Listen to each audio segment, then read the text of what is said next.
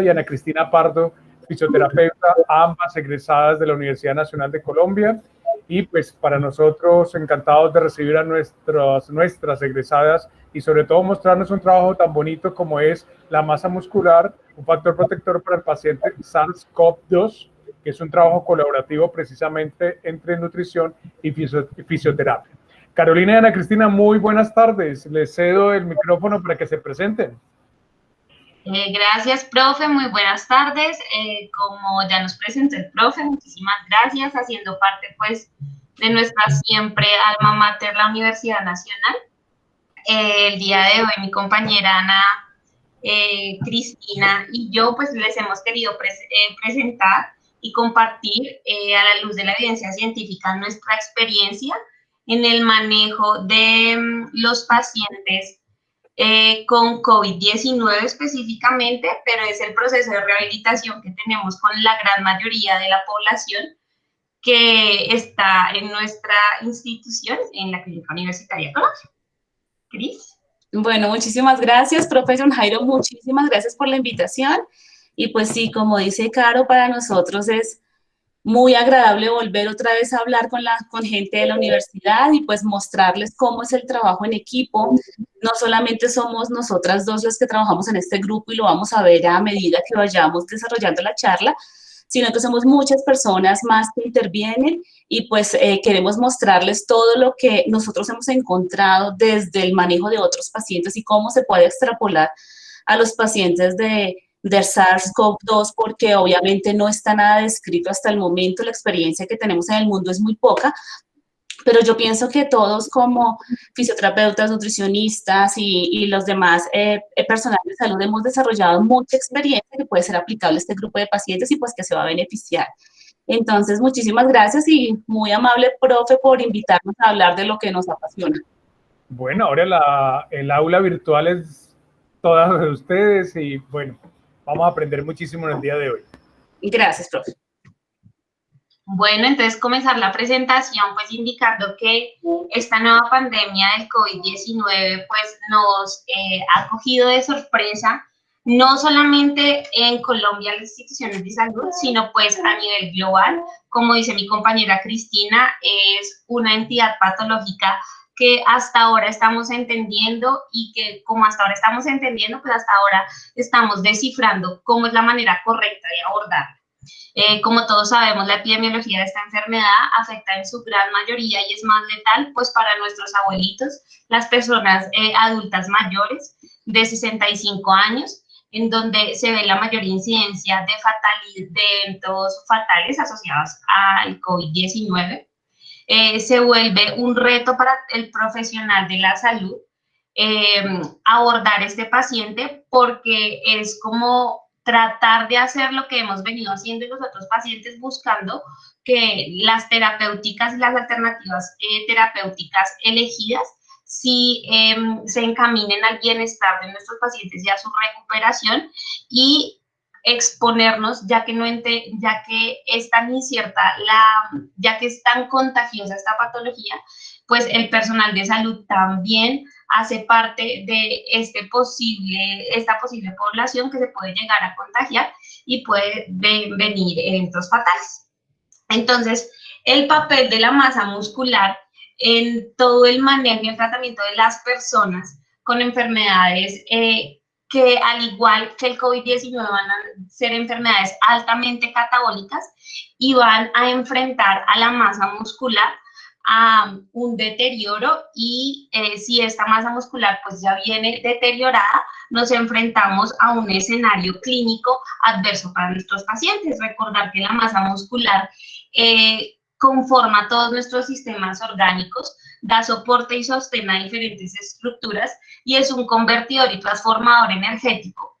En la masa muscular, cuando tenemos una buena densidad de masa muscular, estamos hablando que tenemos alrededor de 1.200 calorías ahorradas en el músculo en forma de glucógeno y que este músculo va a aprovechar ese glucógeno para su metabolismo y no va a tener que requerir de otros sustratos y de pedirle ayuda a otros elementos orgánicos para solventar sus necesidades energéticas.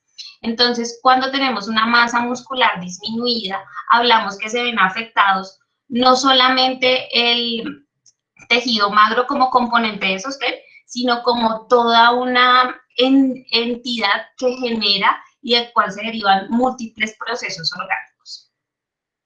Entonces, hablarles pues de nuestra experiencia en clínica universitaria Colombia, donde tenemos establecido a nivel de clínicas Keralty todo el proceso y la política de atención de cuidado nutricional, donde, como lo pueden evidenciar, buscamos que la atención nutricional sea segura, oportuna, completa, suficiente y de calidad, y que está alineada con todos los objetivos estratégicos institucionales de Keralty, y que hace parte, pues, de la estrategia para una intervención de calidad en los pacientes. Entonces, el proceso de cuidado nutricional se vuelve imperioso en el cuidado de la masa magra, porque detectando el riesgo en el inicio, en el cual el paciente ingresa a la hospitalización, podemos hacer un proceso de cuidado nutricional eficiente y asertivo. Entonces, el proceso de cuidado nutricional inicia desde que identificamos el riesgo nutricional en el paciente con el tamizaje nutricional, que posteriormente nos va a llevar a una evaluación nutricional, un diagnóstico nutricional, y a través de esta primera etapa buscamos una intervención asertiva que va a sostenerse pues en todas las terapias nutricionales, que después nos va a retar a un monitoreo y a un monitoreo continuo para poder hacer los ajustes de acuerdo a la evolución de nuestros pacientes, y posteriormente realizar un seguimiento juicioso, porque el paciente va más allá de la hospitalización, y todo este proceso, esta intervención que hacemos en la hospitalización, nos va a definir lo que va a hacer el paciente después de la posalta.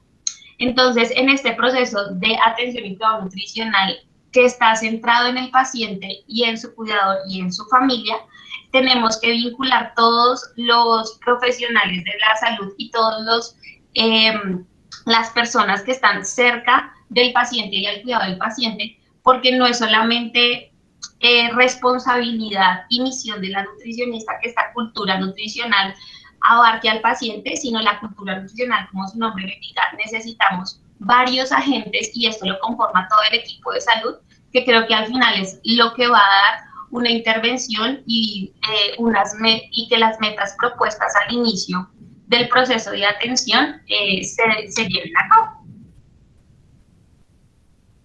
La identificación del riesgo nutricional se vuelve pues la primera herramienta para poder definir qué tan afectado está nutricionalmente nuestro paciente, a sabiendas que cuando el paciente viene con una pérdida de peso o viene con una disminución en su ingesta de alimentos, lo primero que vamos a ver afectado es la masa muscular, porque esa masa muscular se enfrenta a un ente catabólico, y al no tener las reservas suficientes y los sustratos suficientes para generar un adecuado metabolismo, pues nos va a afectar la calidad de vida de nuestros pacientes. Entonces, realizar una adecuada identificación del riesgo nutricional se basa en todo es el inicio de nuestro paso inicial para un adecuado proceso de cuidado nutricional. Mostrarles acá que el riesgo nutricional, al igual que la pandemia del COVID, afecta en su mayoría a las personas mayores. Este es el perfil epidemiológico nutricional de la Clínica Colombia para 2018-2019, y si pueden detallarse, la población con mayor riesgo nutricional es la que se encuentra entre 60 y 79 años, con un 21% de riesgo nutricional mayor a 2%. Después de este gran grupo etario están los mayores de 80 años, donde muy cercano, un 20.8, y va a ser un menor riesgo nutricional en las personas que están en una adultez joven y que no son adultos mayores. Lamentablemente, las características de los pacientes, de acuerdo a la especialidad con la cual ingresa, también va a determinar que los pacientes que tienen una mayor afectación nutricional son pacientes que tienen enfermedades crónicas y enfermedades que son altamente catabólicas. Entonces podemos encontrar que el mayor riesgo nutricional En nuestra institución lo encontramos en los pacientes hemato-oncológicos con un 30.2%, seguidos de la cirugía gastrointestinal mayor que va a abordar paciente oncológico con alguna patología oncológica del tubo digestivo, y en los pacientes de medicina interna, donde encontramos todos aquellos pacientes con enfermedades crónicas que van a imponer en el paciente un estado catabólico crónico y van a condicionar un mayor desgaste de esta masa muscular en estas entidades catabólicas. La evaluación nutricional hace parte fundamental del proceso de cuidado nutricional, y una evaluación nutricional asertiva y certera nos va a definir la terapéutica de nuestro paciente. Entonces, hacer una adecuada evaluación nutricional que siempre debe estar liderada y debe ser realizada por un profesional en nutrición que, de acuerdo a las instituciones internacionales de nutrición, como lo son ASPEN y ESPEN, que han descrito a través de como esta evaluación nutricional, que no solamente se centra en una base antropométrica, sino que tiene en cuenta las características propias del paciente, como son la edad. El examen que me mandó su papá está dentro de... Y la presencia de enfermedades altamente catabólicas van a definir este proceso de evaluación nutricional para poder dar un diagnóstico nutricional asertivo. Tener en cuenta que nuestro paciente, cuando presentan una pérdida de peso aguda y severa, lo que están comprometiendo principalmente es masa muscular, porque este proceso catabólico impone en el paciente un estado inflamatorio que lo que va a hacer es un despliegue de toda la cascada inflamatoria y va a requerir una gran cantidad de energía que va a sustraer del músculo. Y esto se debe a que energéticamente es muchísimo menos costoso sacar energía de la masa muscular que de los depósitos de grasa. Entonces, claramente, ante este escenario inflamatorio, donde además el metabolismo lipídico se ve afectado, el músculo va a ser una de las principales fuentes energéticas. Entonces, si no detenemos este catabolismo proteico y que el organismo entienda que no es este el sustrato que debe emplear para toda su respuesta, pues claramente vamos a tener una afectación severa de la masa muscular. Entonces, acá mostrarles el modelo de la valoración nutricional, donde, como ya les explicaba, no solamente debemos centrarnos en la antropometría, sino en las características de la alimentación que está llevando este paciente y cómo lo vamos a ver en diferentes patologías, pero específicamente en las patologías respiratorias nos limita mucho el proceso de masticación y de dilución, porque al tener síntomas respiratorios y toda la dificultad respiratoria para el paciente, se vuelve muy engorroso poder masticar y llevar a cabo un adecuado proceso de masticación y de deglución. Entonces, desde ahí estamos empezando a hacer un detrimento de ese estado nutricional de nuestros pacientes. Aparte de esto, es súper importante evaluar la funcionalidad de nuestros pacientes y la potencia y qué tan buena es esa masa muscular que tiene nuestro paciente. Entonces, uno de los métodos que hemos evaluado en la Clínica Colombia es la dinamometría o la fuerza prensible mano como una herramienta que nos permite evaluar el estado funcional de esa musculatura en un momento inicial y hacerle un seguimiento juicioso, ya que los pacientes, esta dinamometría es más sensible a los cambios que podemos percibir en la antropometría y nos está hablando de una recuperación de la funcionalidad muscular. A grandes rasgos, pues, como ya les venía presentando, el diagnóstico nutricional, de acuerdo a la especialidad por mayor riesgo nutricional, y como pueden ver, y ya se los había mostrado en las diapositivas anteriores, hematología, las enfermedades crónicas altamente catabólicas son las que van a tener ubicado dentro de su grupo de población, mayor población con algún tipo de desnutrición. En la tercera fase del proceso de cuidado nutricional, cuando ya hemos hecho una identificación del riesgo nutricional, hemos hecho una correcta evaluación nutricional para poder dar un diagnóstico certero nutricionalmente, pues está la estrategia que vamos a emplear para intervenir de manera oportuna y certera a estos pacientes que están con algún tipo de detrimento nutricional. Entonces, esta diapositiva es para mostrarles que tan solo con la consejería nutricional y hacer algunos ajustes en la alimentación, en la presentación, en las características organolépticas y en las consistencias de los alimentos, ya estamos haciendo una intervención para favorecer una mayor ingesta y promover una adecuada ingesta oral de todos los nutrientes por parte de nuestros pacientes. Cuando el paciente, por las múltiples comorbilidades, por el escenario catabólico, empieza la cascada anorexígena, la suplementación nutricional se vuelve una de las herramientas para apoyo de lograr los cubrimientos nutricionales para evitar un detrimento de nuestros pacientes. Y tanto en la consejería nutricional como en la suplementación oral y en todas las estrategias nutricionales tenemos que tener muy en cuenta que al estar acompañadas de la actividad física, que lo abordaremos después de mi presentación con mi compañera Cristina, y de brindarle los nutrientes que van a gestar que esta masa muscular no se caiga y que, contrario a esto, se promuevan metabolismos para generar y evitar que esta masa muscular se vuelva un sustrato energético para nuestros pacientes, pues se vuelve súper importante promover un adecuado consumo de proteína en la dieta de alto valor biológico,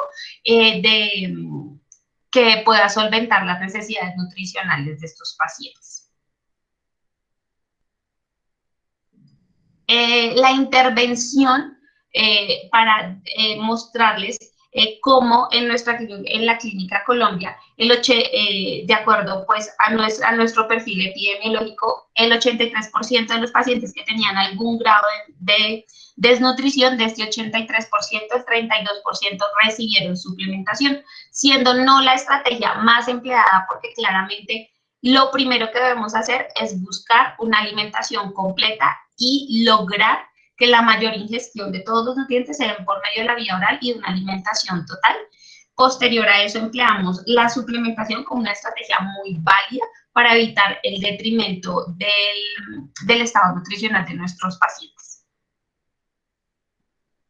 Súper importante, después de instaurar esta intervención y para que nuestra terapia nutricional sea exitosa, debemos realizar una monitoría a la evolución y un seguimiento a la adherencia, porque bastantes estudios nos han mostrado que posterior a realizar la intervención, cuando no se hace un seguimiento juicioso, pues como la evolución del paciente es dinámica, entonces las necesidades de él van a ser dinámicas. Y lo que posiblemente me funcionó en un inicio, a la semana, a los 15 días, ya no me va a funcionar. Entonces, la monitoría y la evaluación continua a la evolución del paciente y responder constantemente a sus necesidades, creo que es el éxito de una adecuada terapia nutricional.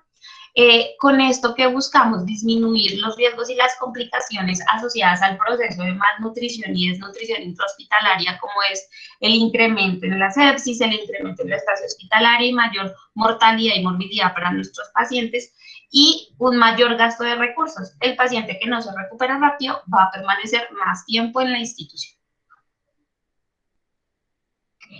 Acá mostrarles el promedio de estancia hospitalaria de acuerdo a la identificación de riesgo nutricional. Entonces, a mayor estancia hospitalaria, los pacientes presentan un mayor riesgo nutricional. Y es claro porque se ven afectadas bastantes esferas en lo que era su hábito. Entonces, cambiamos la alimentación, los entornos son diferentes. El paciente a veces, el médico en busca de disminuir una mayor carga metabólica, entonces restringimos un poco la actividad y esto genera que nuestros pacientes que aumentan la estancia hospitalaria aumentan claramente el riesgo nutricional. Este es un artículo que es algo viejito, que del 2010, que me encontré sobre la masa muscular y la edad. Y me pareció súper interesante porque en él se detalla que, como podemos ver en la gráfica, que la masa muscular va disminuyendo en torno a la edad. La línea entrecortadita es la línea si cuando el adulto no presenta comorbilidades adicionales o enfermedades crónicas adicionales que condicionen esta pérdida de masa muscular.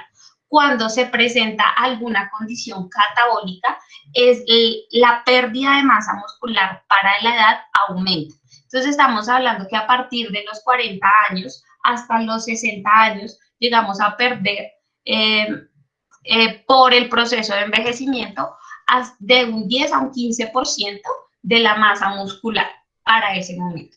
A partir de los 60 años empezamos a perder casi el 20% anualmente. Entonces, ¿esto qué quiere decir? Que si así es el proceso de envejecimiento y le adicionamos que el paciente está, bueno, súper importante mencionar que esta pérdida también se encontraba asociada al reposo en cama. Los pacientes que están en cama, que disminuyen su actividad, son pacientes que claramente van a tener una mayor afectación de su masa muscular.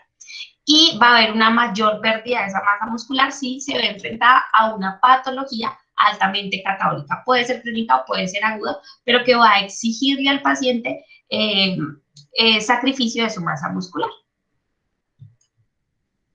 En este diagrama, comentar la disfunción o las características de la disfunción de la masa muscular y por qué se vuelve tan relevante, más allá de identificar la cantidad en cuanto a cuantificación de la masa muscular, las características y la funcionalidad de esta masa muscular.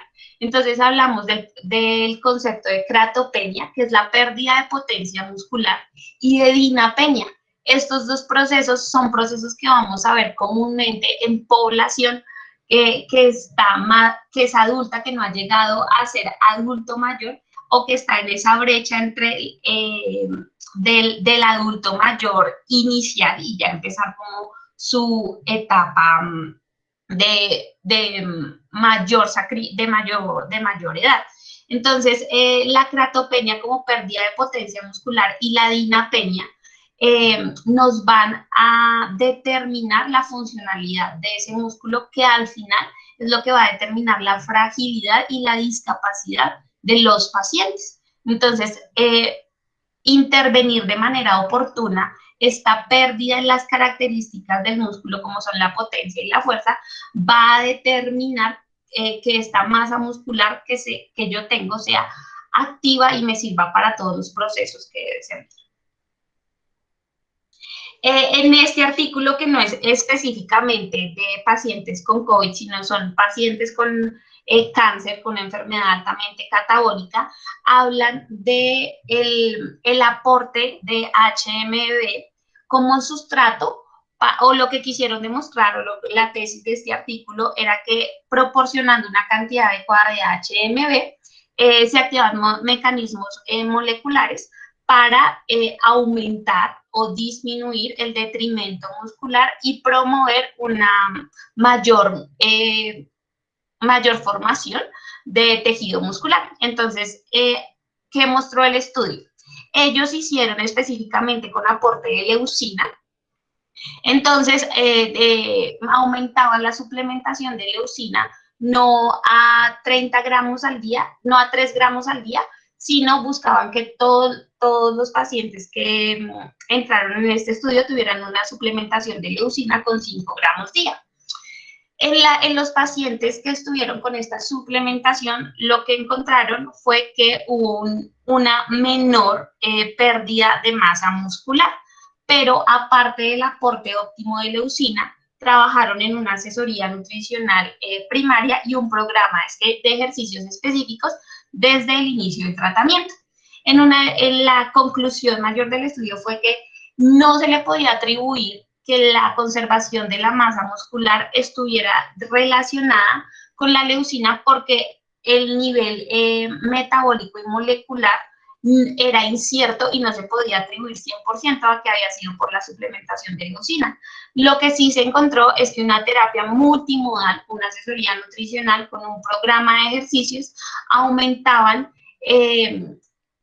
disminuían, qué pena, el sacrificio de la masa muscular en estos pacientes. Entonces, la gran conclusión es que una terapia que vincule todos los aspectos de cuidado, del cuidado de la salud, es lo que va a promover que el paciente tenga una conservación de su masa muscular y responda mejor a los tratamientos médicos. ¿Mi Cris? Bueno, entonces, pues, como ya les comentó Carolina, es súper clave tener en cuenta que el músculo no es solamente el artífice del movimiento o el que nos permite la funcionalidad. Ahorita, pues, nosotros estamos muy centrados en buscar que los pacientes tengan la mayor cantidad de masa muscular, porque eso es lo que va a hacer que los pacientes tengan un pronóstico diferente. Y esto sucede porque el músculo, como les dijo Carolina anteriormente, va a servir para muchos otros eventos metabólicos importantes. Por ejemplo, nos va a servir como reserva importante de aminoácidos, de carbohidratos, mantiene la temperatura corporal. Por eso ustedes van a ver que en pacientes muy delgados es muy difícil mantener la temperatura corporal, se quejan muchísimo de frío porque sencillamente el músculo, cada kilogramo de músculo produce más o menos 2 kilocalorías que se van a transformar también en calor. También los músculos nos sirven al ser un importante acúmulo de aminoácidos, también van a servir para muchos procesos. Entonces, en este artículo, que es un artículo escrito para una revista de cirugía plástica, pero lo quise traer a colación porque es muy claro, lo que nos están mostrando es qué pasa con un paciente cuando pierde parte de la masa muscular. Aquí estamos hablando de pacientes que pierden la masa muscular cuando están hospitalizados, pero hay algo que tener en cuenta, y es que los pacientes pueden llegar ya con pérdida de masa muscular. Esos pacientes ya llegan en desventaja a enfrentarse a una enfermedad. Pero si vamos a tener en cuenta solamente el grupo de pacientes que pierden masa muscular durante la hospitalización, podemos ver que sí, durante la hospitalización permitimos que el paciente pierda un 10% de masa muscular, lo que se va a encontrar es que el paciente tiene deterioro en la inmunidad, porque todos conocemos que los aminoácidos, la carga proteica, hace parte de las células de inmunidad. Si el paciente tiene un 20%, ahí ya se empieza a evidenciar la debilidad, hay disminución de los procesos de curación y hay adelgazamiento de la piel. Y esto es muy importante porque muchos de estos pacientes, sobre todo cuando estamos hablando de pacientes que llegan a tener un grado de disnea significativo, va a ser que tengan menor nivel de actividad, y al tener menor nivel de actividad, obviamente que presenten úlceras por presión va a convertirse en un factor que va a empeorar muchísimo pues el diagnóstico de los pacientes y el manejo clínico. Si permitimos que pierdan el 20% de la masa muscular, ya es un paciente que no va a tener una carga de aminoácidos lo suficientemente buena para poder generar todos los procesos de reparación. Y pues ya Caro lo ha dicho, pero también hay aminoácidos específicos que tienen que ver directamente con la curación de úlceras por presión. Y pues obviamente el paciente no va a tener cómo defenderse. Cuando tiene una disminución del 30%, la probabilidad de que el paciente tenga neumonía es muy alta. Si tiene al 40% o más de pérdida de masa muscular durante la hospitalización, el paciente tiene una probabilidad de muerte muchísimo más alta. Entonces, así como les estoy comentando, que los pacientes tienen hay que estar muy pendientes de que los pacientes no pierdan masa muscular durante la hospitalización. Y tenemos que estar muy claros para tener presente ante qué escenario nos estamos enfrentando. Entonces, si nos estamos enfrentando a un paciente que nos llega, como en la foto de la izquierda, nos llega una persona que hace ejercicio, que tiene una buena masa muscular, pues obviamente es un cuadro totalmente diferente a un paciente que ya viene con limitación. Este paciente que viene con limitación, tenemos que buscar que el paciente no tenga deterioro. Habitualmente los pacientes que tengan más de 60 años, son hospitalizados y durante la hospitalización pierden funcionalidad, ya está demostrado que esa funcionalidad muchas veces no la recupera. Entonces la responsabilidad nuestra es muy alta porque si permitimos que los pacientes pierdan parte de su funcionalidad, probablemente estamos entregando otra vez a las familias pacientes que van a ser muchísimo más limitados, y muchos de estos pacientes tenemos que tener en cuenta que también hacen parte pues, del sustrato económico de la sociedad. Entonces eso es un aspecto que hay que tener en cuenta. Entonces, cuando estamos hablando del escenario COVID, así como se los dijo Carolina, yo pienso que en este momento en el mundo ninguno es experto en COVID, toda la experiencia la estamos construyendo entre todos, pero lo que podemos concluir hasta el momento es que tenemos que tener en cuenta la fase aguda del COVID. ¿Qué está implicando para el paciente la infección? ¿Cómo se está expresando la infección en ese paciente? Sabemos que tenemos muchos escenarios, tenemos pacientes que tienen entre síntomas moderados a síntomas severos y son los que vamos a tener hospitalizados. Obviamente los de síntomas leves están manejándose en casa, pero le estamos diciendo a los pacientes de síntomas leves, cuando los estamos aconsejando que se vayan para su casa, que cuiden la alimentación y que continúen con la actividad física, eso no, probablemente no estamos tan juiciosos con eso. Y son pacientes que probablemente vayan a generar alteraciones muchísimo mayores. Pero hablando de los que tenemos en clínica, que son los síntomas moderados a severos, tenemos que tener en cuenta las preexistencias. En este artículo, que es un artículo publicado en febrero de este año, ellos son muy claros en decirnos que los pacientes que tienen hipertensión arterial, que tienen diabetes, enfermedad cerebrovascular o enfermedad cardiovascular, son los pacientes que tuvieron la expresión de COVID muchísimo más severa. Entonces, como lo ha dicho Carolina, pues obviamente cuando tenemos pacientes que tenemos con alteraciones nutricionales y pacientes con alteración del nivel de actividad y son pacientes de preexistencia, son pacientes que obviamente no tienen una adherencia lo suficientemente buena a los tratamientos y eso ha permitido que la preexistencia no sea controlada.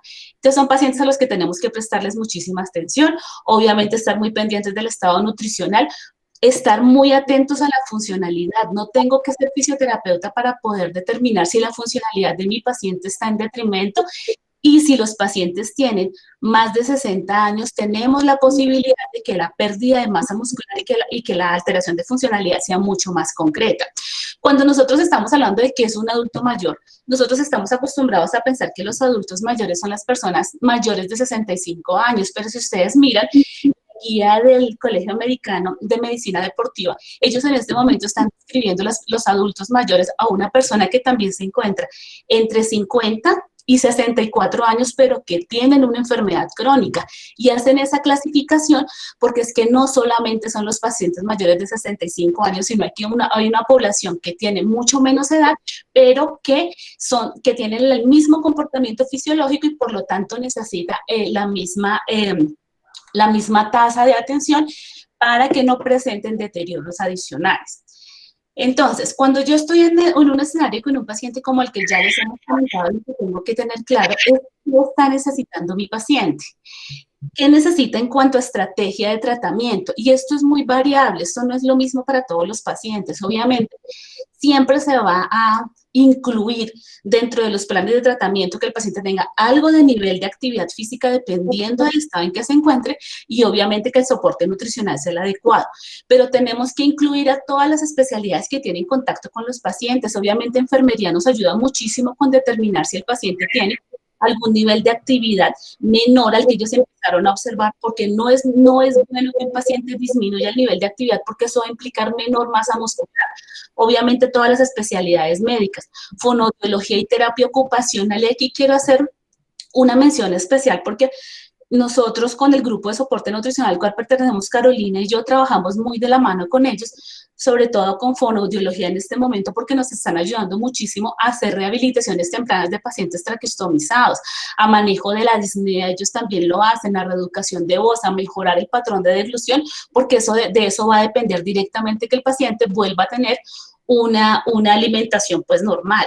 También tenemos terapia ocupacional en los pacientes, sobre todo en esto que se nos viene de los pacientes de COVID también, tiene una acción muy clara, porque como lo vamos a ver más adelante, la disnea de los pacientes tiene que ser manejada y los pacientes tenemos que generar técnicas de ahorro energético y terapia ocupacional es muy hábil en este tipo de prescripción para que ellos puedan hacer simplificación de tareas y con eso el paciente, con la cantidad de oxígeno que le está llegando según el compromiso de la enfermedad, podamos hacer que los pacientes no se limiten y puedan tener algo de independencia funcional dependiendo del estado clínico en que se encuentren.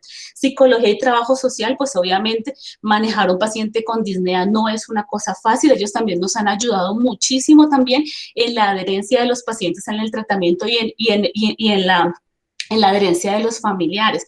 Hasta el soporte espiritual lo tenemos acá incluido, porque hasta el capellán que tenemos en la clínica nos ayuda a hacer que el paciente sea mucho más adherente a las cosas que nosotros hacemos. Tenemos que estar pendientes no solamente de las necesidades clínicas que tiene el paciente, sino de todas las necesidades emocionales, espirituales, porque eso va a hacer que su paciente se adhiera muchísimo más fácil y que tengamos una mejor respuesta. Y el soporte familiar es súper clave, porque muchas de las estrategias de tratamiento dependen del cuidador, como lo vamos a ver más adelante, y el paciente y su familia tienen que tener absolutamente claros por qué es que estamos haciendo esto. Entonces, si nosotros tenemos un buen soporte, vamos a facilitar que el paciente logre los objetivos y no tenga tanto detrimento durante la hospitalización.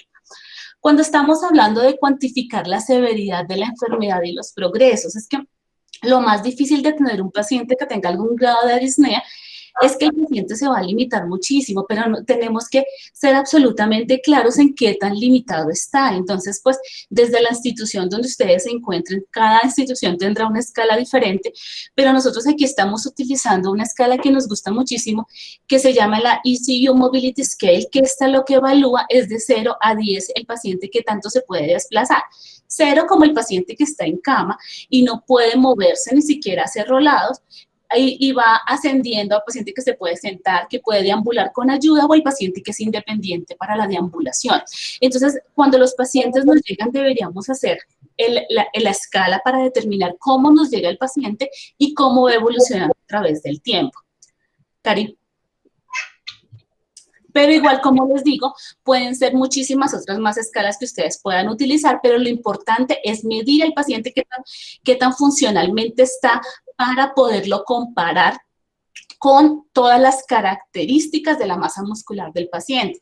Entonces, por ejemplo, ese es el esquema que tenemos en Clínica Colombia. ¿Cómo lo hacemos? En Clínica Colombia medimos la masa muscular habitualmente, la cantidad de masa muscular que tiene un paciente ya está establecida. Para los que no son nutricionistas y pues no están tan familiarizados con este dato, obviamente allá hay escalas establecidas donde se determina cuánto, dependiendo de la raza, de la talla, del género, deberíamos tener de masa muscular. Esto lo hace nutrición, pero nosotros como fisioterapeutas estamos muy pendientes de cómo va evolucionando la masa muscular en el tiempo. Lo podemos hacer con bioimpedancia o con las medidas antropométricas, que son las parte de los tamizajes que hace nutrición. La fuerza muscular, en Clínica Colombia tenemos 2 herramientas. Se está haciendo por medio de dinamometría, pero también estamos utilizando las escalas que todos conocemos de medición de fuerza muscular, y tenemos que medir, saber cuánta masa muscular tiene el paciente y cuánta fuerza no es suficiente. Tenemos que saber esa masa muscular y esa fuerza, cómo están significando en calidad de funcionalidad de los pacientes. Entonces, tenemos muchísimas herramientas, las cuales se pueden emplear para la evaluación. Ahí en la diapositiva se puede ver la caminata de los 6 minutos y el test de levantarse y sentarse de la silla, porque son indicadores de mortalidad.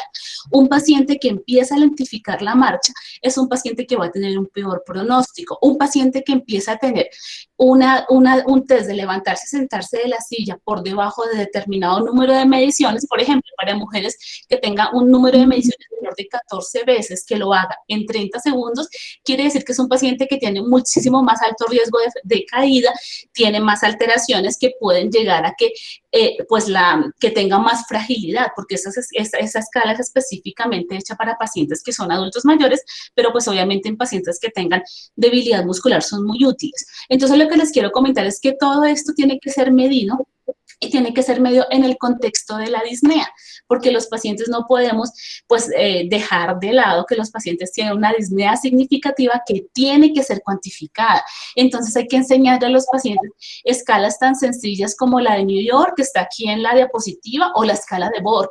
Preguntarle al paciente qué tan ahogado se siente con las actividades habituales, para ver cómo podemos hacer para que pueda seguir haciéndolas de forma que la disnea sea manejable.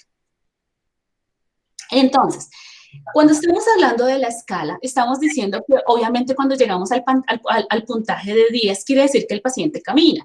Y en muchos sitios, pues se tiene como que ya si el paciente tiene una independencia funcional, ya cumplimos nuestra meta, pero es que aquí, pues, obviamente el mensaje que queremos transmitirle nosotros es que caminar no es suficiente, ser independiente no es suficiente, la fuerza los tiene que acompañar, porque la fuerza muscular va a ser un indicador que tiene una buena cantidad de músculo nos está hablando de una reserva proteica lo suficientemente buena que va a permitir que los pacientes tengan cómo enfrentarse a cualquier estrés. Es que cualquier estrés puede ser una reactivación de la enfermedad, puede ser la enfermedad aguda, puede ser hasta una úlcera por presión pueden convertirse en un factor de estrés que hace que los pacientes tengan muchísimo más deterioro. Por eso, entre más fuerza muscular tengan, van a tener muchísimo mejor pronóstico y la evolución de la enfermedad va a ser diferente.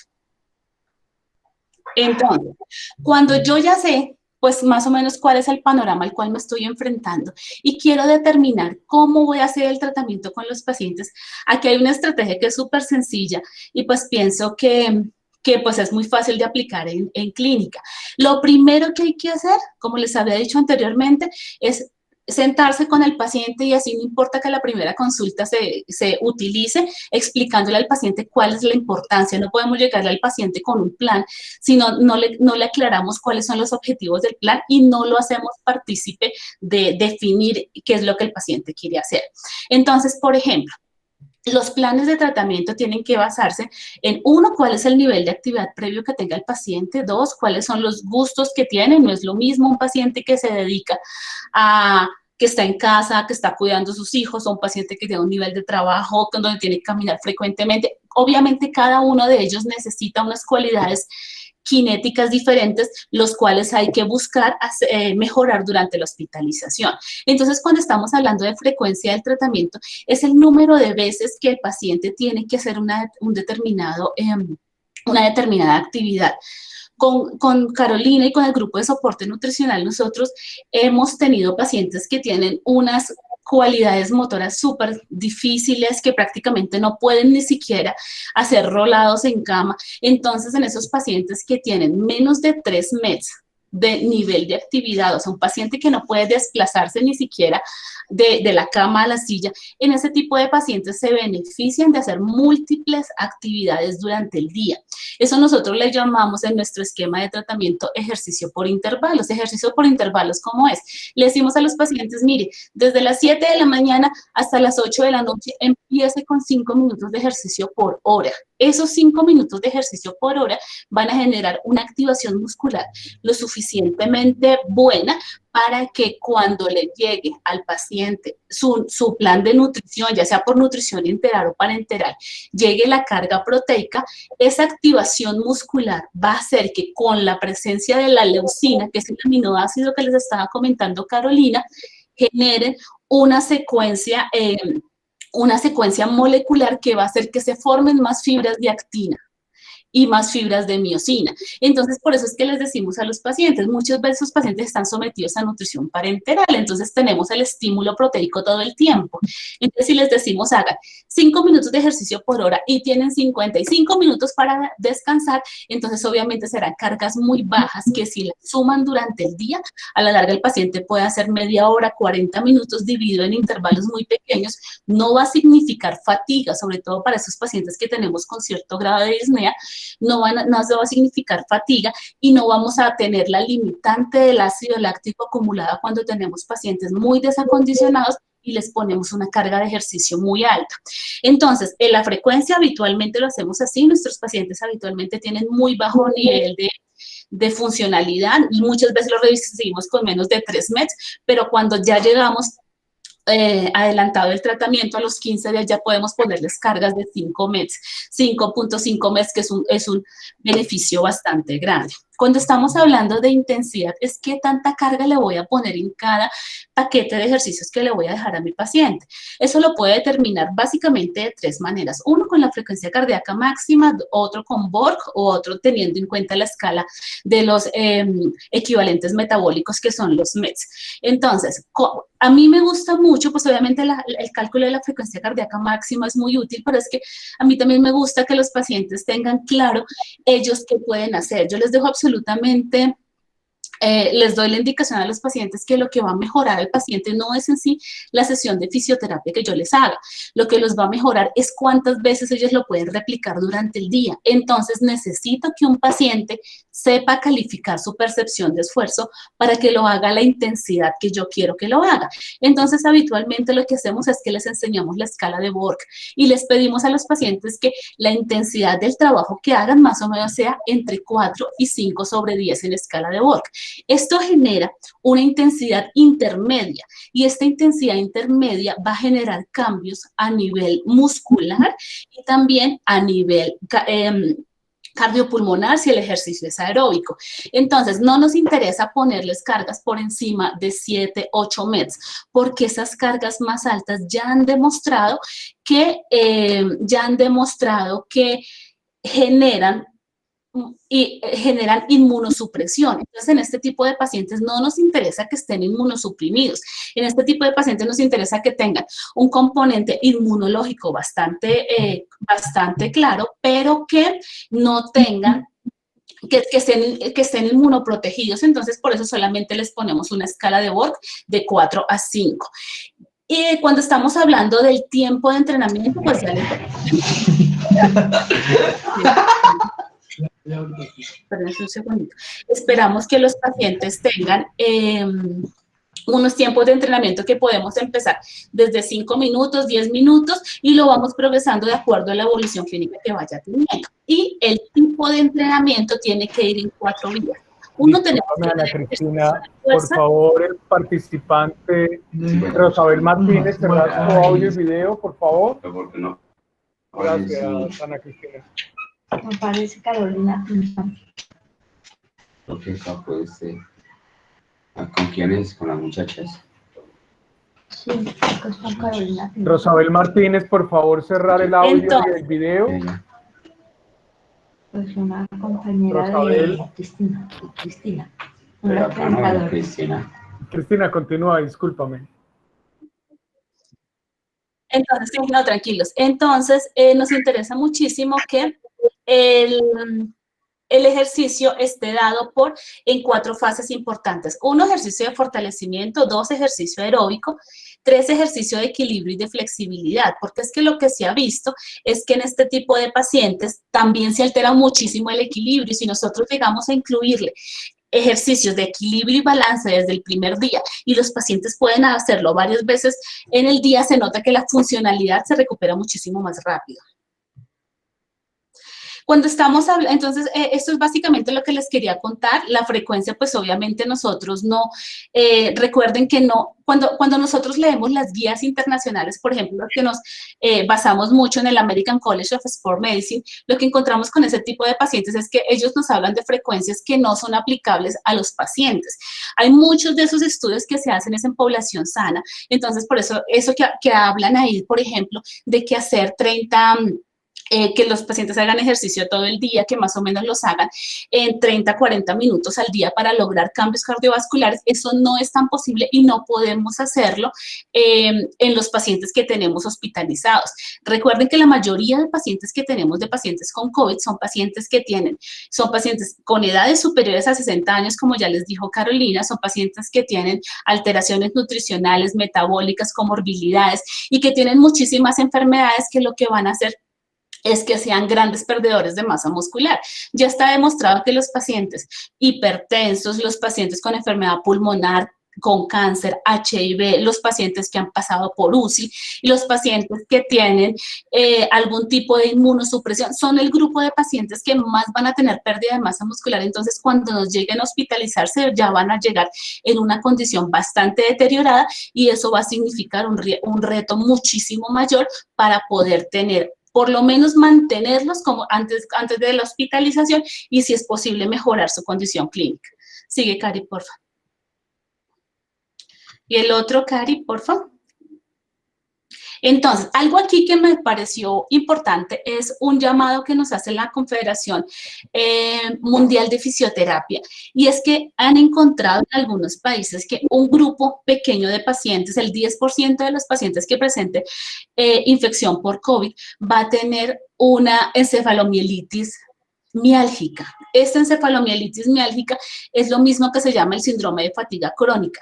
Entonces, en este tipo de pacientes, vamos a tener muchísima mayor dificultad y tenemos que aprender a identificarla, y vamos a tener que estar preparados para eso, porque, por ejemplo, este tipo de pacientes va a tener una posibilidad de fatiga ante una actividad física o una actividad mental que lo va a llevar a un grado de cansancio tal que ni siquiera con el reposo en cama va a generar mejoría. Son pacientes que van a tener síntomas intermitentes que se asemejan a un resfriado, como febrículas intermitentes, sensación de malestar general, van a tener problemas cognitivos, van a tener un ortostatismo mucho mayor, y es que les quería hacer el llamado de atención con estos pacientes, porque estos pacientes no se pueden someter a un programa de fisioterapia como el que venimos acostumbrados. Con este paciente tenemos que manejarlos como se manejan los síndromes de fatiga crónica.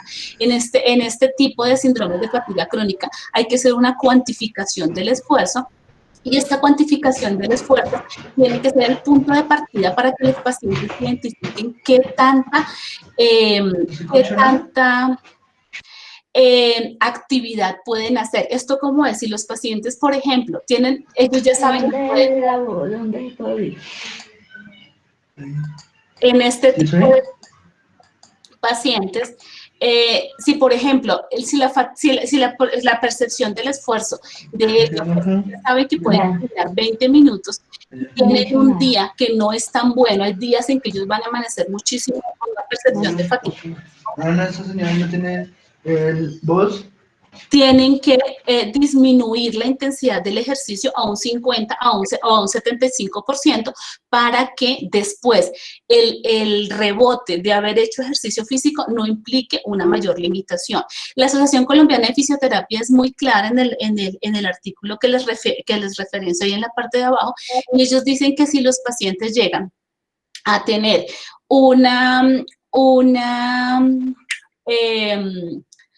una permanencia de los síntomas por 5 o 6 meses, ya se considera un paciente con fatiga crónica, y obviamente tienen que entrar a un programa diferente porque no se pueden rehabilitar como un paciente con una enfermedad habitual. Entonces, eso es para mostrarles que no todos los protocolos de tratamiento nos van a seguir, que tenemos que tener en cuenta las características individuales de los pacientes, de todo lo que les hablamos con Carolina, toda la parte de enfermedad crónica, de las características nutricionales, de las características individuales, para poder generar un programa que se adapte a las condiciones y sobre todo a las preferencias de los pacientes. Cari, y esta última diapositiva es pues... Esta sí es idea de mi amiga Carolina, pero me pareció absolutamente linda, y ella lo define como la tríada del éxito terapéutico. Todos los pacientes tienen que tener un soporte nutricional adecuado, tienen que tener un nivel de ejercicio acorde al estado clínico, pero también tiene que tener un grupo interdisciplinario que se interese por su progresión. Entonces, pues aquí tenemos la foto del grupo de soporte nutricional. Ahí está el doctor Chona, que es el cirujano que lo conforma, la jefe Lina, Carolina y yo. Y lo bonito de estar en un grupo interdisciplinario es que cada uno tiene una visión absolutamente diferente de los pacientes, y en consenso los 4 definimos cuál va a ser nuestra intervención, y pues los resultados han sido bastante buenos pues para nosotros y pues para los pacientes obviamente también. Entonces, pues eso era lo que queríamos compartirles con Carolina, y pues estamos esperando sus preguntas. Este es el vivo ejemplo de lo que es en realidad un grupo interdisciplinario para tomar decisiones acertadas para con nuestros pacientes. Y pues la presentación, un lujo, aprendí muchísimo. Muchas gracias, porque de eso se tratan estos espacios de información responsable, de experiencias increíbles en la salud y con los pacientes. Y ahora dejo que nuestros participantes hagan sus preguntas, por favor hacerlas por intermedio del chat, pero bueno, yo, mientras las personas nos preguntan, les hago una yo. ¿Cuál es el grado de, podríamos decir, de recuperación en cuanto a tiempo o días que tendrían estos adultos mayores cuando está sumado a su comorbilidad el COVID-19? El caso, pues, para ustedes que están en Clínica Universitaria Colombia. Bueno, pues lo que pasa es que, profe, depende muchísimo como de la expresión que haya tenido el COVID con los pacientes. Nosotros, pues, como yo pienso que nos pasa lo mismo que les pasa a muchas clínicas de Bogotá, es que no hemos tenido una gran cantidad de pacientes, pero los pacientes que se han rehabilitado depende muchísimo si el paciente tuvo síntomas intermedios o tuvo síntomas muchísimo más severos.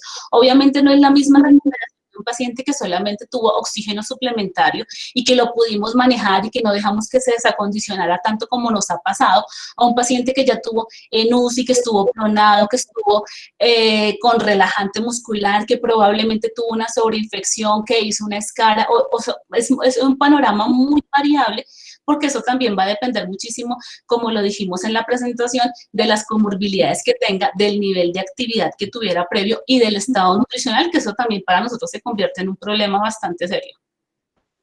Entonces, creería yo que posterior a este tipo de eventos en donde se sumó el COVID-19, pues me imagino que el paciente es mucho más responsable con su actividad física, ¿cierto? Más cuando ustedes mismas refieren que la masa muscular es prácticamente uno de los detonantes de forma positiva o negativa en cuanto a recuperación. Sí, profe, y sobre la experiencia que hemos tenido pues, con los pacientes que hemos manejado, y en especial me recuerdo un caso en el cual el paciente del proceso de rehabilitación, cuando pudimos hacer cuando ya fue la prueba negativa en todo su proceso activo, mantuvimos el soporte enteral. Posterior a esto, cuando la prueba fue negativa y se pudo hacer un trabajo más acompañado y pudo dar inicio a la vida oral, estamos hablando que en menos de una semana el paciente pasó de tener una dieta modificada completamente en consistencia con potas, para el viernes ya estar en una dieta en una consistencia normal, una consistencia mecánica que le permitía proteína y cereales y tubérculos con algo de modificación en la consistencia, pero pues ya nos va a asegurar que el proceso de rehabilitación del paciente se va dando de una manera más rápida después de salir como de ese evento tan agudo y de hacer una intervención minuciosa en toda esa parte primaria de la recuperación. Muy bien. Aquí ya tenemos una pregunta de Aminta Niño. ¿Utilizan alguna escala de clasificación funcional en paciente paliativo? Pues la verdad, las escalas de pacientes paliativos dependen muchísimo de lo que se está buscando. Nosotros en este momento estamos utilizando una escala que se llama la Short Physical Performance Battery, que es una escala que solamente tiene 3 categorías. En una de las categorías evaluamos el equilibrio de los pacientes, en otra evaluamos la marcha, en otra evaluamos la resistencia al ejercicio. Es una escala que solamente se evalúa de 0 a 12 puntos, nos demora 5 minutos hacer la evaluación y con eso lo que nosotros hacemos es determinar qué tan funcional es. En los pacientes paliativos, pues lo que nosotros estamos buscando siempre es calidad de vida, entonces muchas veces las indicaciones que le damos es para que el paciente permanezca con el menor dolor posible y la mayor funcionalidad. Entonces yo pienso que esta escala es una escala que puede llegar a tener una buena utilidad para ese tipo de pacientes. Leila Ruiz nos pregunta, en los pacientes que ingresan a la unidad de cuidado intensivo, ¿cuándo inician tratamiento fisioterapéutico? Bueno, los pacientes cuando están en cuidado intensivo, el inicio terapéutico de fisioterapia se inicia cuando los pacientes tengan estabilidad hemodinámica y respiratoria.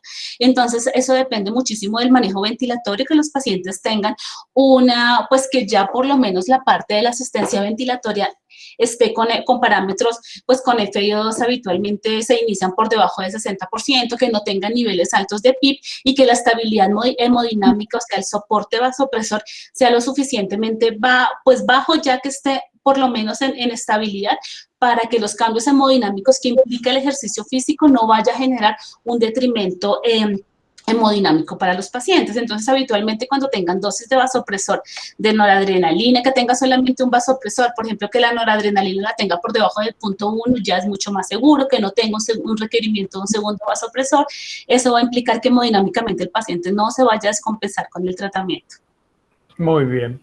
Olga Vargas, quisiera saber sobre su experiencia con dinamometría y si utilizan valores de referencia. ¿Cuáles son? Bueno, nuestra experiencia con la dinamometría ha sido muy valiosa porque, como lo mencionaba en la presentación, es una herramienta que nos permite identificar cambios, cambios anticipados en la funcionalidad del paciente. Entonces, en aquellos pacientes donde tú tienes una antropometría, digamos así, ideal, donde las circunferencias, el peso, están dentro de rangos de normalidad, la dinamometría se vuelve una herramienta para identificar qué tan funcional y qué tan buena es esa composición corporal en nuestros pacientes. En la búsqueda o en la implementación de la dinamometría, mundialmente no hay todavía como unos valores de referencia específicos para toda la población, porque se han realizado diferentes estudios que han tenido que se diseñan y han tenido como bastante disyuntivas entre sí. Una son los equipos, la mecánica y el método de los equipos. Para uno se usa con brazo flexionado y para otro se usa con brazo extendido. Entonces ya nos va a generar una diferencia. En la posición del paciente, en algunas se realiza el paciente en bipedestación y en otra el paciente debe estar sentado. Acá en Colombia se han realizado estudios de dinamometría y hay tablas para los pacientes mayores de 65 años. Y en Cúcuta y en Cali se hicieron 2 estudios con dinamometría del paciente sentado con ángulo de 90 grados para hacer la medición y con el mismo equipo que estamos empleando en la clínica, con universitarios y población entre 40 años para abajo. Entonces, pues, ha sido difícil. En este momento, pues, todos estamos evaluando, haciendo una más minuciosa evaluación de estas referencias, tanto nacionales como internacionales, para acogernos a algunas tablas de referencia de acuerdo a los datos que ya tenemos disponibles de nuestra población, porque pues lamentablemente los datos europeos se nos vuelan muchísimo respecto a lo que estamos evidenciando en la clínica. Entonces pues buscamos como que la población a la cual vamos a enfrentar los datos que obtenemos sea una población más homogénea y más parecida a lo que estamos evaluando en la clínica. Vamos a ser más cortos con las respuestas porque hay otras preguntas y el tiempo se nos agotó. Oscar Mauricio Muñoz nos pregunta, en la rehabilitación general del paciente, ¿por qué no se suplementa con creatina cuando ya puede hacer ejercicio para mejorar su fuerza y masa muscular, cuando ya puede tener una alimentación blanda y sólida? Porque el uso de la creatina en paciente hospitalizado todavía no tiene la suficiente solvencia científica para determinar que sea una estrategia adecuada. Entonces, pues, en deportistas es totalmente diferente, pues, aunque se parecen en algunas circunstancias, la fisiología es totalmente diferente, los tiempos de inflamación son determinados y son premeditados. Y el deportista posterior a el ejercicio de alto impacto, pues va a tener una resolución de ese estrés y ese catabolismo.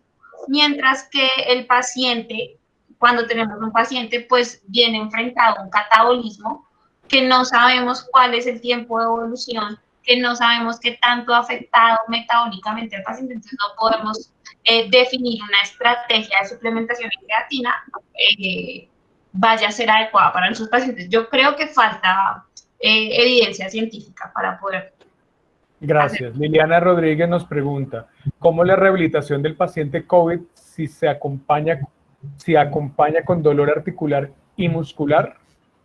Pues la rehabilitación, como les dije en la presentación, nos toca hacerla como muy adaptada al examen físico que encontremos. Muchas veces lo que le decimos a los pacientes, y no es solamente para los pacientes COVID, es en general para todos los pacientes. Si el paciente llega a tener algún deterioro, es que los síntomas no son permanentes. Hay momentos en que los pacientes pueden estar un poquito más tolerantes, que el dolor es mucho más manejable y no solamente el dolor articular y muscular, sino también la disnea.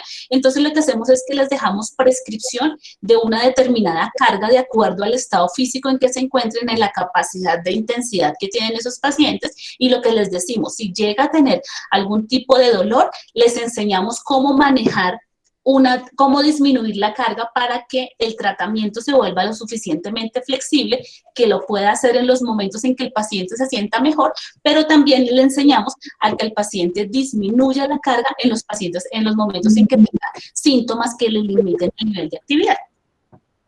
Muy bien, tenemos una pregunta más de Lesbey Moreno. Muchas gracias, Caro y Cris, muy interesante. Mi pregunta es, ¿qué tan frecuente han visto la relación entre pérdida de masa muscular y dificultades para la deglución en pacientes sin y con COVID? Uy, pues muchísimo. No son todos. Lisbeth, hay una cosa que está muy asociada también a los trastornos de deglución, y es la alteración del sostén cefálico. Un paciente que llegue a tener una disminución de masa muscular que le impida sostener la cabeza es un paciente que ya va a empezar a tener alteración en la deglución, y obviamente en esos pacientes en Clínica Colombia en fonoaudiología tenemos un trabajo muy de cerca. Muchas veces los vemos al tiempo para que nosotros podamos hacer intervención en la parte de activación cervical y dorsal para facilitar muchísimo el patrón de deglución, y pues obviamente fonoaudiología nos ayuda muchísimo con esa parte que nos va a ayudar no solamente con la deglución, sino también con el patrón respiratorio y con muchísimas otras cualidades del movimiento de los pacientes. Cris, de hecho, creo que es muy importante mencionar todo el proceso de rehabilitación, o sea, el paciente que no tiene ninguna patología que condicione su habilidad deglutoria, pero que tiene una pérdida severa de masa muscular, es un paciente que hace un trastorno deglutorio, o es lo que hemos percibido en nuestras intervenciones. Entonces, muchos pacientes con pérdidas de masa muscular severa, nosotros como grupo de soporte buscamos la intervención de fonoaudiología para mantenimiento de la habilidad del glutorio. Muy bien. Angie Liliana Cifuentes, ¿en qué momento inicia el trabajo del grupo de soporte nutricional en pacientes con COVID? ¿Con cuánto tiempo están dando inicio a las terapias con fonoaudiología? Nosotros iniciamos de manera prematura. El paciente, así sea sospecha, ya con una falla ventilatoria y con una sospecha de COVID, buscamos que el inicio del soporte nutricional sea entre las primeras 24 a 48 horas. En cuanto al inicio de las terapias como fonoaudiología, para el mínimo por el protocolo estricto de aislamiento y buscando con la protección del profesional y en pro de ayuda pues al paciente cuando ya está más estable hemodinámicamente y se ha podido liberar de la ventilación mecánica, de manera temprana hacemos que fonoaudiología inicie su intervención. Excelente. Y la última pregunta de esta tarde, ¿hasta qué edad esperamos que se dé la regeneración de la fibra muscular? Sí, Caro dijo algo que es muy cierto, y es que los pacientes por encima de 40 años más o menos pierden un 8% de la masa muscular por cada década de vida. Cuando es por encima de 60 años, la pérdida se vuelve de un 15% por cada década de vida. Pero lo que se ha demostrado es que sí, el proceso normal es que se disminuya la masa muscular, pero también se ha demostrado que cuando los pacientes inician ejercicio en cualquier momento, hay posibilidad de regeneración de fibra muscular. El problema que tenemos con los pacientes que son pacientes ya adultos mayores es que los cambios metabólicos, los cambios hormonales, muchas veces los procesos de inflamación crónica hacen que eso no se dé como tan fácilmente, y por eso necesitamos que soporte nutricional nos ayude muchísimo, porque hacen, pues que Caro aquí les puede decir un poco más de esto porque ella es la experta, en que se hacen mucho más resistentes a las cargas proteicas que se les ponen, y las necesidades de proteínas son mucho más altas. Entonces, en este tipo de pacientes, lo que podemos es ajustar una carga de ejercicio que sea lo suficientemente amigable con el paciente, que la pueda desempeñar y que se vaya acompañado de una carga de proteína lo suficientemente alta para que nos supere la resistencia que el paciente está haciendo por el cambio hormonal y metabólico que implica la edad. Pero en cualquier momento podemos tener regeneración de fibra muscular. Preocupa es cuando el paciente ya llega a sarcopenia, que ya sacarlo de la sarcopenia obviamente ya es muchísimo más difícil y es mucho más, y cuando ya está con sarcodinapenia obviamente ya la recuperación es mucho más compleja, pero sí hay mucha posibilidad de que los pacientes adultos mayores con un adecuado manejo mejoren la masa muscular. Sí. Bueno, a Carolina y a Cristina, muchas gracias por este espacio, gracias por compartir su sabiduría, su experiencia, y esperamos volver a tenerlas por aquí, ¿no? A todos nuestros participantes, muchas gracias por seguirnos, por escuchar esta conferencia, y los esperamos mañana a las 8, a las 5 de la tarde con más conferencias. Y a Cristina y Carolina, recuerden que esta es su casa y bienvenida siempre. Gracias, profe, muy amable. Que tengan una linda noche. Gracias. Muchas gracias.